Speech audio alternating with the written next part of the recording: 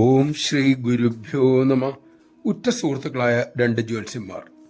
അവർ തങ്ങളുടെ അടുത്ത ജന്മം എന്തെന്ന് ഗണിച്ചു നോക്കി. ഒരാൾ ആനയാകുമെന്നും മറ്റേയാൾ ഞാഞ്ഞൂലാകുമെന്നും അവർക്ക് മനസ്സിലായി. ഞാഞ്ഞൂലാകാൻ പോകുന്ന ജ്യോത്സ്യർക്ക് വലിയ അപമാനവും സങ്കടവും തോന്നി. അദ്ദേഹം തൻ്റെ സുഹൃത്തിനോട് പറഞ്ഞു, നീ ആനയായി ജനിക്കുമ്പോൾ എന്നെ എങ്ങനെയെങ്കിലും തിരഞ്ഞു കണ്ടുപിടിക്കണം. കണ്ടാൽ ചവിട്ടി അരിച്ച് കൊല്ലണം. അങ്ങനെ എനിക്ക് ആ നികൃഷ്ട ജന്മത്തിൽ നിന്നും രക്ഷപ്പെടാമല്ലോ സുഹൃത്തെ. ആ സുഹൃത്ത് സമ്മതിച്ചു. കാലം കുറെ കഴിഞ്ഞു. ഇരുവരും മരിച്ചു. അവർ ഗണിച്ചതുപോലെ തന്നെ ആനയും ഞാഞ്ഞൂലുമായി പിറന്നു. ആനയായി ജീവിച്ച ജ്യോത്സ്യർക്ക് കുറേ വർഷം കഴിഞ്ഞപ്പോൾ പൂർവ്വസ്മരണയുണ്ടായി. അയാൾ തൻ്റെ സുഹൃത്തായ ഞാഞ്ഞൂലിന് കൊടുത്ത വാക്കും ഓർത്തു. അങ്ങനെ അന്വേഷിക്കാൻ തുടങ്ങി. വർഷങ്ങൾക്ക് ശേഷം ഒരു ചെളിക്കുണ്ടിൽ നിന്നും തൻ്റെ പഴയ സുഹൃത്തിനെ, ഇപ്പോഴത്തെ ഞാഞ്ഞൂലിനെ കണ്ടെത്തി.